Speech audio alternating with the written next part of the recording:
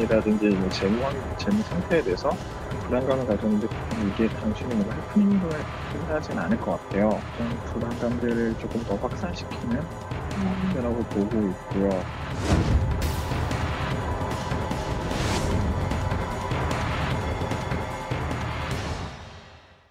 조양호 한진그룹 회장이 오늘 열린 대한항공 주주총회에서 이 주주들의 반대로 대한항공 대표이사직을 내려놓게 됐습니다.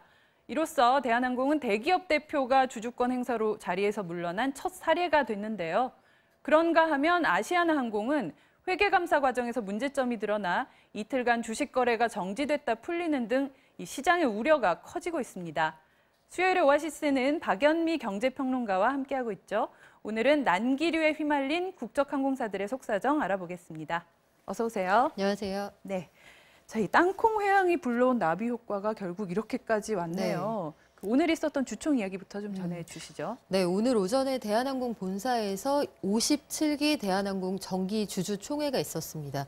여기에서 조양호 한진그룹 회장의 사내이사 재선임안이 의제로 올라왔는데 이게 부결이 됐어요. 네. 당초에 조 회장 측이 가지고 있었던 여러 가지 특수관계인 지분을 포함하면 우호 지분이 33.3% 정도 있었고요. 예. 무난하게 재신임안이 통과가 되려면 66.6% 정도는 확보를 해야 되는 상황이었거든요. 네. 그런데 오늘 표결 결과를 보면 64대 36의 성적으로 아슬아슬하게 조양호 회장이 사내이사에 다시 한번 선임되는데 실패했습니다. 그러니까 한 2.5% 정도의 우호 지분을 추가로 확보하지 못했다는 얘기고요. 사실 우리나라 증시가 문을 연 이후로 네. 여러 주주들의 의견이 반영이 돼서 오너 일가가 경영권을 내려놓게 된 첫 번째 사례입니다. 네. 자, 이 표 대결이 얼마나 팽팽했을지 네. 느껴지는 것 같은데요. 그렇다면 오늘 이런 결과를 내놓은 어떤 캐스팅 보트 뭐였다고 보십니까? 일단 국민연금의 역할이 컸지만 사실 국민연금이 가지고 있는 지분은 11.6% 정도거든요. 네. 그런데 나머지 앞서 말씀드린 대로 36%그 반대표를 준 전체적인 주주의 구성을 생각을 해보면 외국인 투자자들이 마음을 돌린 게 결정적이었다고 봐야 합니다. 전체적으로 볼 때 여기에서 외국인 투자자 그리고 그 해외 주요 연기금 기관 투자자들이 마음을 돌렸는데요. 네. 이 뒤에는 그 글로벌 의결 투자자 자문을 하는 그 네. ISS라는 기관이 있어요. 이쪽에서 조양호 회장이 가지고 있는 여러 가지 리스크, 특히 배임 횡령 관련해서 주주 가치를 훼손하고 있다는 의견을 내면서 대표적으로 캐나다의 공적 연기금, 미국 플로리다 연금, 캐나다 브리티시 컬럼비아 투자공사 같은 곳들이 반대한다는 입장을 분명히 밝혔습니다. 네. 이 주총을 앞두고 대한항공이 소액 주주들을 일일이 찾아다니면서 상당히 공을 들였다 이런 이야기도 있었는데 결국은 좀 주주들이 등을 돌린 셈인데 네. 아무래도 끊임없이 불거졌던 그 회장 일가의 오너 리스크 크게 작용했다고 봐야죠. 네, 무관치 않다고 봐야죠. 시작은 2014년 장녀인 조현아 전 부사장의 이른바 땅콩 회항 사건이었습니다. 네. 당시에 이제 이 사건이 불거지면서 조 씨 일가의 갑질과 관련한 제보가 쏟아져 나오기 시작해요. 예. 그런데 이듬해 잠깐 조용했다가 다시 한번 작년에 그 차녀인 조현민 씨가 물컵을 던졌다, 소위 물컵 갑질 사건이 부각이 되면서 네, 그랬죠. 조현민, 조현아뿐 아니라 그들의 어머니도 그렇다, 이명희 씨도 마찬가지다 하면서 사실은 그 기업의 경영 실적이 되게 나빠졌다기보다는 국민 미운털이 된 거예요. 네. 그래서 글쎄요, 조실가가 생각하기에는 우리가 내놓은 실적에 비해서 지나치게 야박한 평가를 받고 있다, 이렇게 생각할지 모르겠습니다만 전체적으로 볼 때 당신들은 국적기 항공사를 운영할 자격이 없습니다.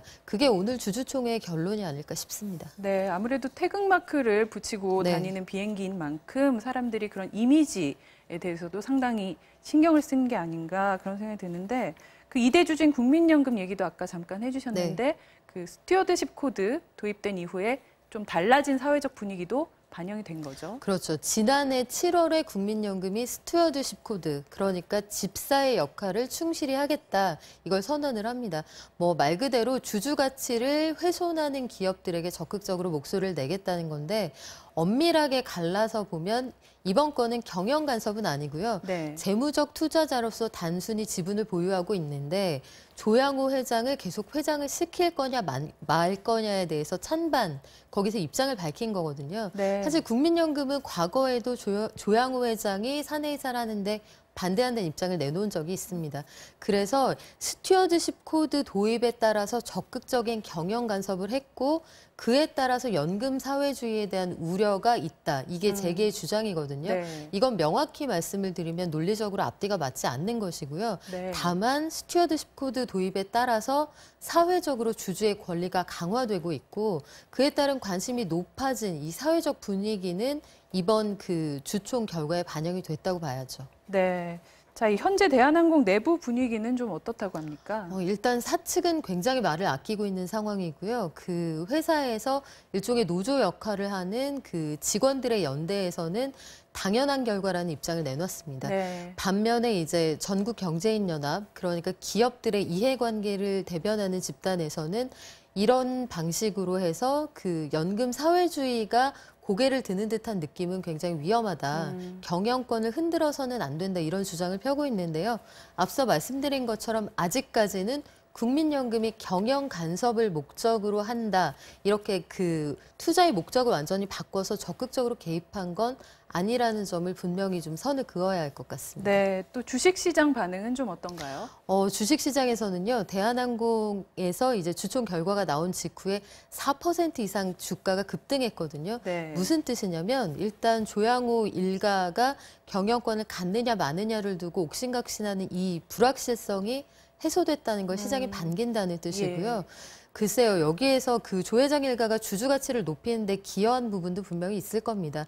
하지만 시장에서 보기에는 그들의 어떤 그간의 행태 때문에 회사의 기업 가치가 더 높아질 수 있는데 이만큼밖에 네네. 되지 않았다. 이렇게 판단한 투자자가 많았다고 봐야죠. 네. 자, 그런데 이 국내 항공업계 2위인 아시아나항공도 요즘 상황이 심상치가 않은데요.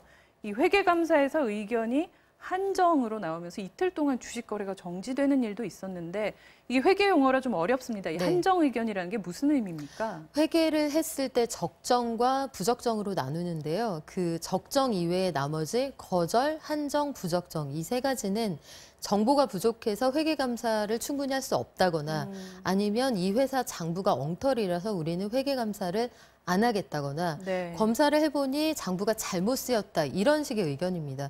여기에서 아시아나에 대한 한정 의견이라는 건 아시아나 측이 써놓은 작년 장부를 가져왔는데 네. 일부 항목에 대해서 정보가 부족해서 우리가 충분히 신뢰할 만하다는 의견을 낼 수가 없다. 그 얘기고요.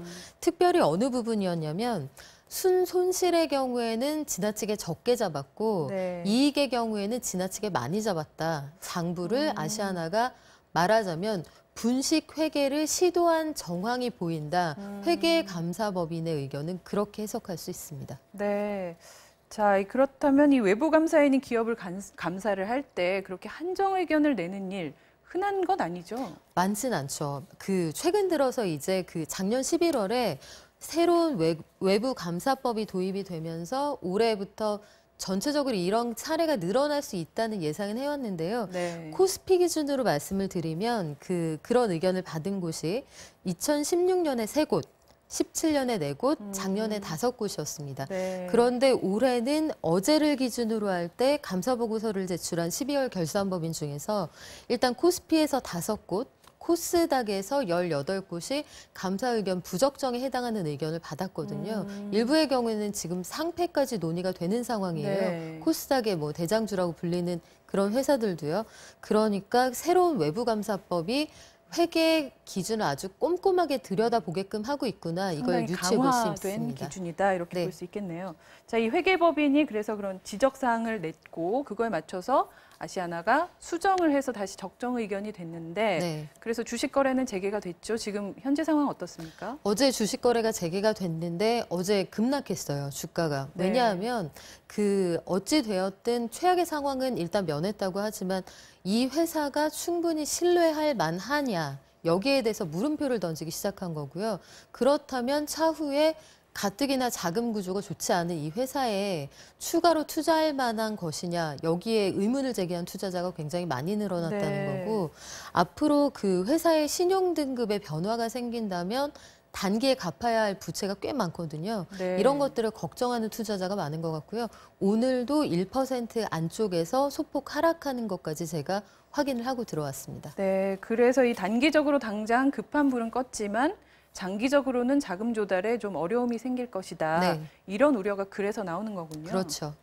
예, 알겠습니다. 자, 박연미 경제평론가와는 여기서 인사드려야겠습니다. 오늘도 말씀 고맙습니다. 고맙습니다.